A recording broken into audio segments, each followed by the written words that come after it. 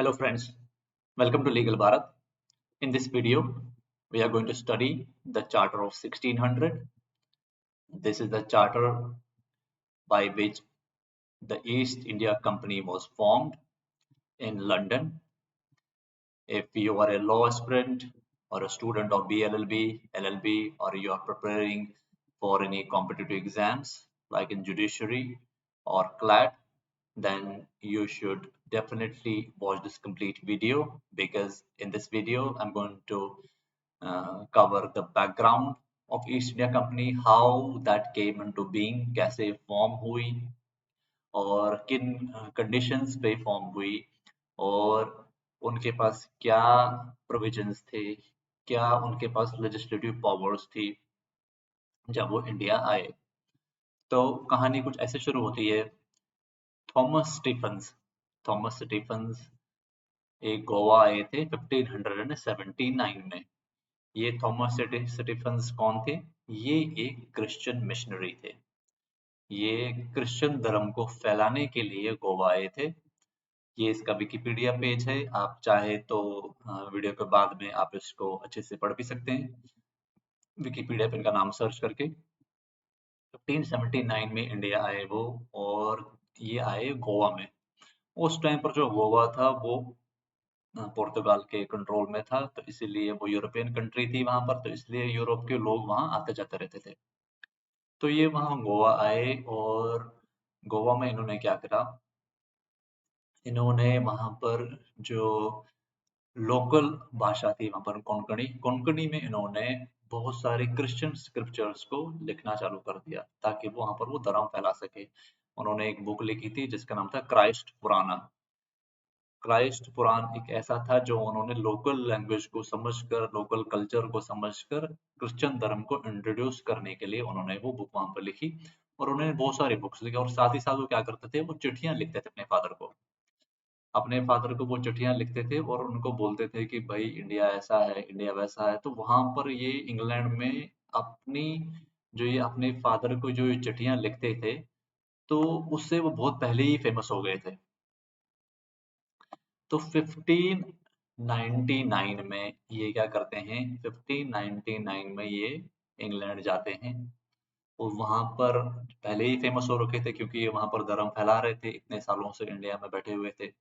तो ये फेमस हो गए थे वहां पर। तो इन्होंने क्या करा, इंडिया की रिचेस के बारे में वहां पर इन्होंने, वहाँ की जो लंदन की जो कोर्ट थी, वहाँ के नोबल्स थे, बड़े बड़े बिजनेसमैन थे, एरिस्टोक्रेट्स थे, उनको बताया कि भाई इंडिया तो बहुत रिच है और वहां पर आपको बिजनेस करना चाहिए, पैसे कमाने चाहिए, कमा सकते हो आप आपसे बहुत से, वहां बहुत ट्रेड कर सकते हो आप। तो इंडिया के रिचेस के बारे में इसने वहां पर बताया। तो ये नोबल्स वगैरह सारे लोगों ने क्या करा, ये इनको लेकर क्वीन एलिजाबेथ के पास चले गए और इन्होंने कहा कि आप एक काम करो, आप क्वीन को समझाओ। उस टाइम पर ब्रिटिश की जो क्वीन थी वो क्वीन एलिजाबेथ वन थी। तो इन्होंने क्वीन को समझाया, आखिरकार क्वीन को समझाने में सक्सेसफुल हो गए। तो क्वीन ने क्या करा, 31 दिसंबर 1600 एडी को क्वीन ने रॉयल चार्टर इशू करा। रॉयल चार्टर क्या होता था, फरमान होता था कि रानी की तरफ से फरमान, भाई ये होगा। रॉयल चार्टर इन्होंने इशू करा और रॉयल चार्टर का उन्होंने क्या बोला कि भैया जो ईस्ट इंडिया कंपनी थी ये अब फॉर्म होएगी। ईस्ट इंडिया कंपनी का एक्चुअल नाम the governors and company of merchants of London trading into east Indies था। ये इसका एक्चुअल नाम था, लेकिन शॉर्ट फॉर्म में इसको अंग्रेज लोग ईस्ट इंडिया कंपनी बोलते थे, तो इंडिया में भी लोगों ने इसको ईस्ट इंडिया कंपनी बोलना चालू कर दिया। तो क्या एक्चुअल नाम था इसका, the governor and company of merchants of London trading into east Indies, ये इसका ऑफिशियल टाइटल नेम था। अच्छा, तो इसको इन्होंने क्या राइट्स दी कोई ने कि भाई ये जो है ये इंडियन ओशन में ट्रेड कर सकती है, ठीक है। और इसका कंपोजिशन क्या था, कंपोजिशन था इसका कि 216 नोबल्स इसके शेयर होल्डर थे। नोबल्स वो लोग थे जो वहां पर उनके क्वीन के दरबार में जो उनके वो थे, दरबारी थे, वो उनको नोबल्स बोलते थे, तो वो उसके शेयर होल्डर बने। उन नोबल्स में से 216 में से उन्होंने 24 डायरेक्टर चुने कि भाई ये कंपनी के अफेयर्स मैनेज करेंगे, और 24 में से एक जो है उन्होंने गवर्नर चुना।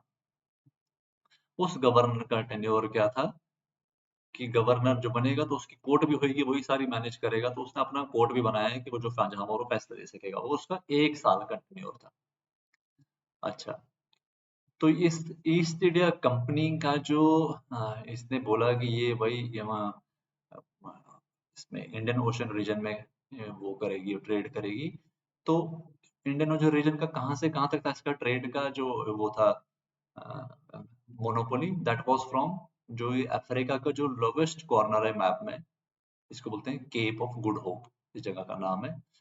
और फिर यहाँ पर कहीं पर फिलीपींस में एक स्ट्रेट है, इसको बोलते हैं straight of Magellan. Straight of Magellan और केप ऑफ गुड होप के बीच में ही इसकी वो थी। मैं आपको ये मैप पे दिखा देता हूँ। ये है केप ऑफ गुड होप और ये कहीं स्ट्रेट ऑफ मैगेलन है यहाँ पर।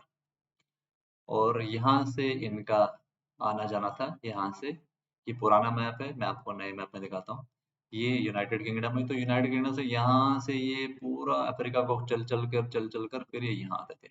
तो पूरा इनका रीजन इनको मिल गया यहाँ से कि ये यहाँ से ये ट्रेड कर सकते हैं। ये इनका ट्रेड रूट था जो आप देख रहे हैं, केप ऑफ गुड होप फिर स्ट्रेट ऑफ मैगेलन।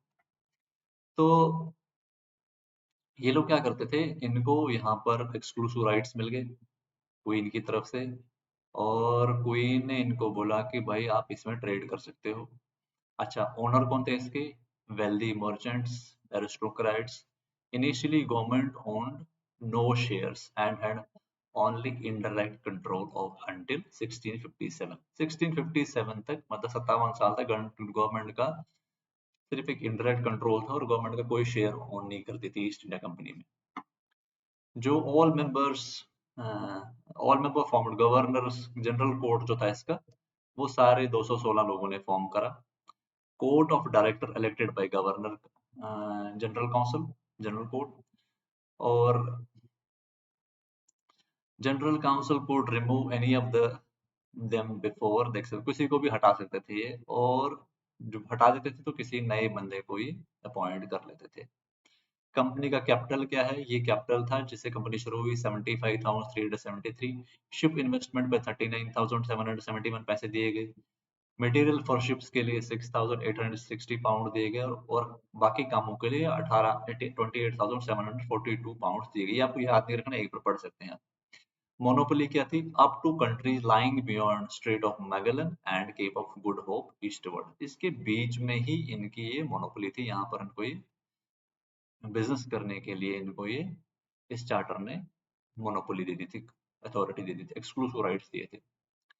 अब इस चार्टर की प्रोविजंस क्या थे और उसके लेजिस्लेटिव पावर क्या थे?